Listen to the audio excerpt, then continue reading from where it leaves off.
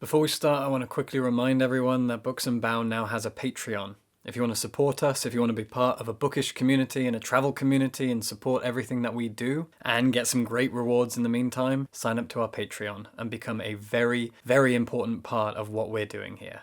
I love short story collections. How much do you love short story collections? When short story collections are done well, they hit harder than any novel you'll ever read. I remember a few years ago reading Friday Black by Nana Kwame Adjei-Brenyah, and oh my Jesus God, that collection blew my mind. Short story collections like that one, like the books of George Saunders, they hit so hard. People who are masters of the short story, they hit you so much harder. I've read a lot of Stephen King stories, and I'm okay with Stephen King. I have a friend who's read all of King's short story collections and insists that all of the best and most imaginative, most exciting, most terrifying stories that King has ever written are all in his short story collections. And the same can be true for Neil Gaiman. I was a big fan of Neil Gaiman growing up, but some of his most strange and wonderful and exciting stories are found in his short story collections. Well, I have just read one of the best short story collections of my entire life, and I am so excited to talk about it. Land of Big Numbers is the debut collection of stories by Te-Ping Chen. Te-Ping Chen is a reporter for the Wall Street Journal and a former correspondent from Beijing and Hong Kong, as in she used to be based in Beijing and Hong Kong. And what she's done here is written a fascinating collection of 10 short stories that are all based in China or about China or featuring Chinese protagonists in some way. And every single story in this book slaps. Every single story hits really, really hard. They pretty much go from stories that are hard-hitting and memorable to utter and complete masterpieces. The best stories in this collection are masterpieces. And the worst stories in this collection are fantastic and memorable short stories. There isn't a single dud in here. And when it reaches highs, it reaches insane highs. The highs of some of the best short stories you'll ever read. One of the great difficulties of writing a good short story, and the reason why the short story as a medium is so vastly different from a novel, is the fact that you have a lot of world building and a lot of character writing, a lot of setting, a lot of scene staging to be done in a very, very short amount of time.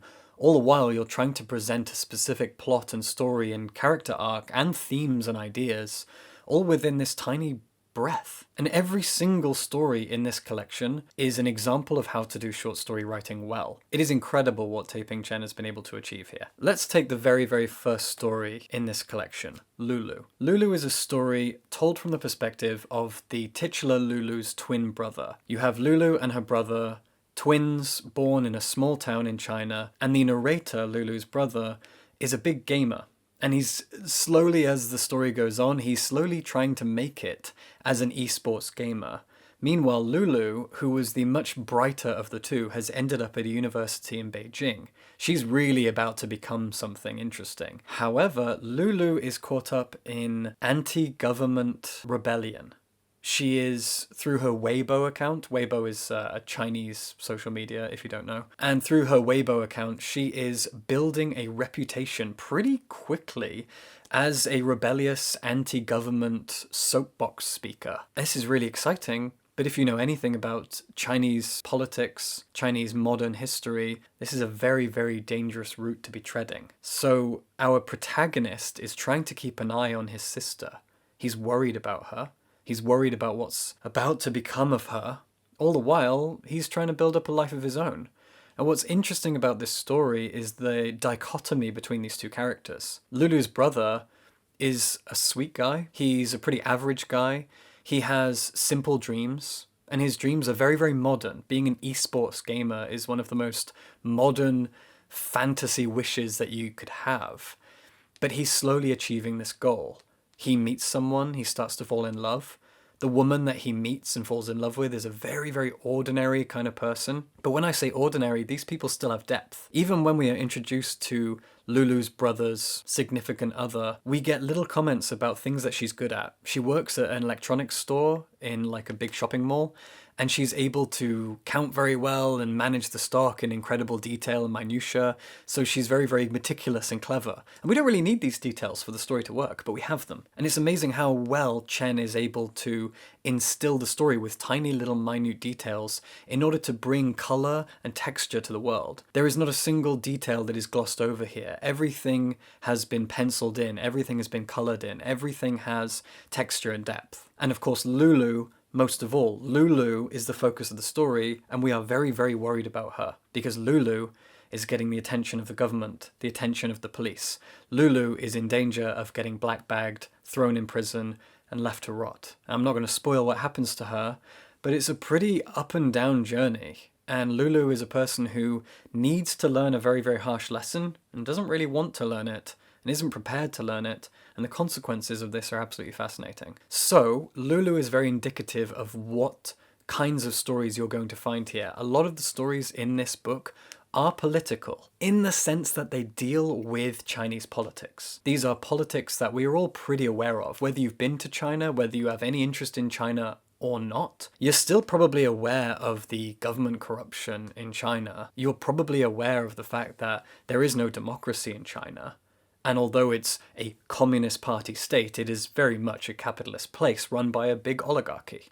Now, I used to live in China. I lived in Shanghai for a year. It was the most enlightening year of my life. I learned more from a year living in China than I did the entire time I was at school. And that's not the first time I've said that. But you're probably still aware of the corruption of the Chinese political system, and Te-Ping Chen does not shy away from that here. Lulu is our first example of this. This story goes whole hog when it comes to dealing with and tackling the Chinese political system. There are other stories that do exactly the same, but they always come at it from a different angle. And it isn't always about that. I'd say maybe half of the stories in here are somehow dealing directly with Chinese politics and Chinese culture.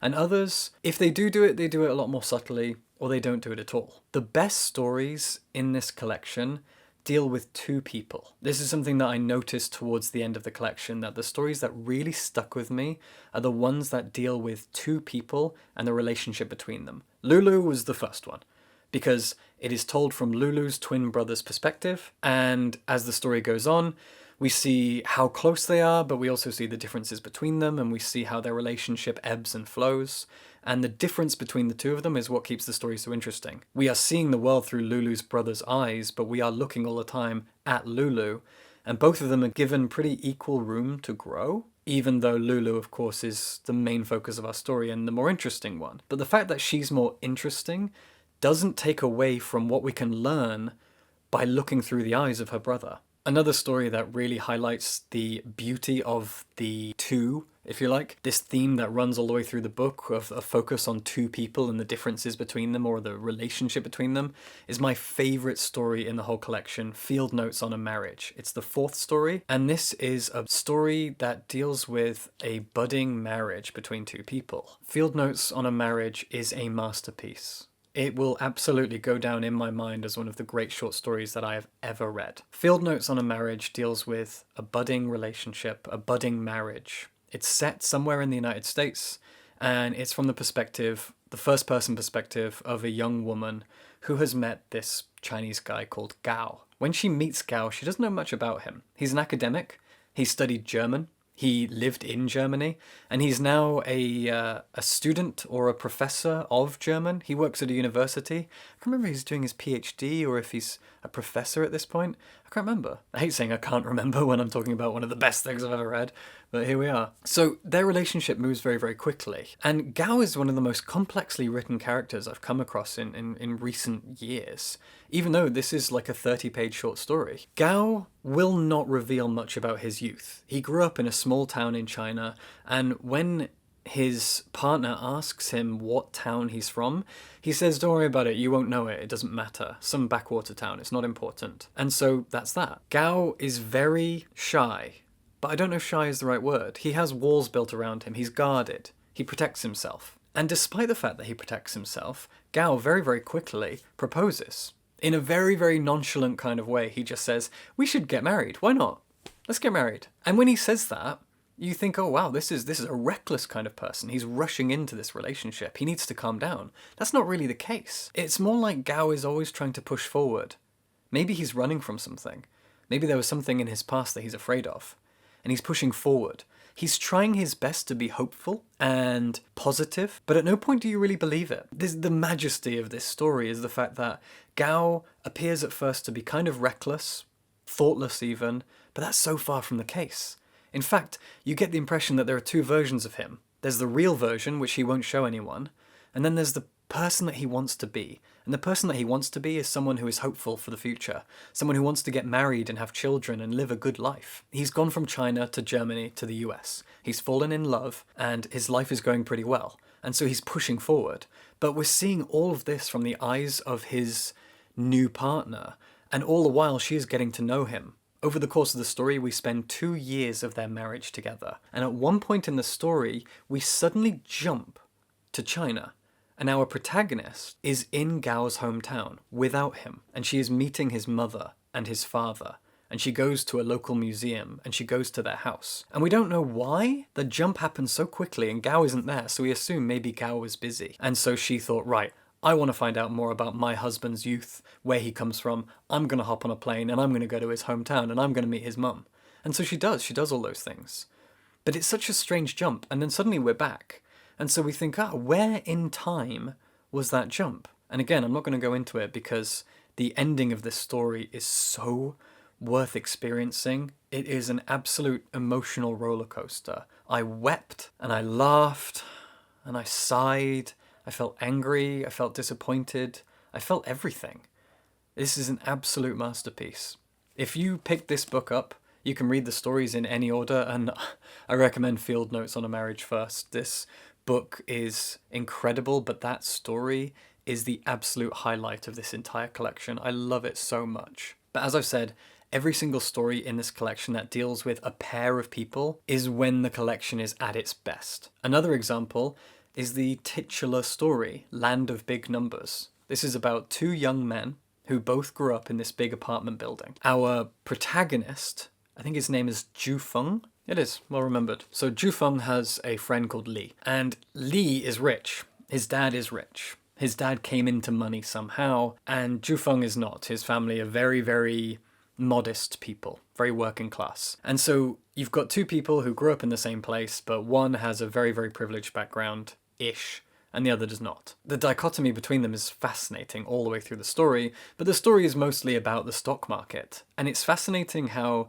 especially at right now at the time of recording, the stock market is kind of in the news everywhere, and seeing how the news about the stock market and me trying to figure out what the hell the stock market even is because I know so little about it, seeing it reflected in the story, Land of Big Numbers, was really, really interesting. And of course, the main difference between these 2 people is their class and their wealth and their approach to money. But it's very much about how money changes our perspective and our attitude towards life, the risks that we're willing to take, our ways of spending our time even. It's really, really interesting. The simple dichotomy between 2 people, both Chinese, both from a level playing field, both from the same town and the same giant apartment building, and yet they live in mirror worlds of each other, and they're best friends. This is another story that it doesn't shine as bright as Lulu or Field Notes on a Marriage, but it still demonstrates the fact that Te-Ping Chen's strength lies in pitting 2 people against each other. In Lulu, those 2 people are twins. In Field Notes on a Marriage, those 2 people are a newly married couple. And here they are 2 childhood friends growing up in very different ways and yet are constantly in the same space together. Therefore, they live in 2 different worlds, but those worlds overlap. And Te-Ping Chen is so good at writing stories that involve 2 different people who are very, very close together. It is these stories that are absolutely the best of the best in this collection. I absolutely love this book. I really did. I don't make it a habit of reading short story collections, but every time I do read one, I find that they stick in my head like tacks, so much more than a novel. I have this awful habit of forgetting the endings of novels. There are books that I've read 2 or 3 times, and I still struggle to recall the endings, especially if the novels are quite long. And short stories, they're more like a very intense flash of colour, and it sears itself onto my brain. I really should read a lot more short story collections because they do something to my heart and to my mind in a much stronger way than a lot of novels do. I absolutely love them. And Land of Big Numbers is a really incredible short story collection. If you're a fan of short stories, this is one of the best ones that you could read in 2021. I'm utterly amazed by the power of what's in here. Really satisfying collection of stories. And if you're a fan of Chinese culture and you want to understand Chinese culture a little better, from at times an American perspective, because Te-Ping Chen is an American writer based in Philadelphia, you can't do better than this. And it's really incredible. I can't sell this book highly enough. Go pick up Land of Big Numbers. It's absolutely brilliant. If you enjoy what we do at Books and Bow, please consider being a patron. You can sign up at patreon.com/booksandbow and subscribe for books.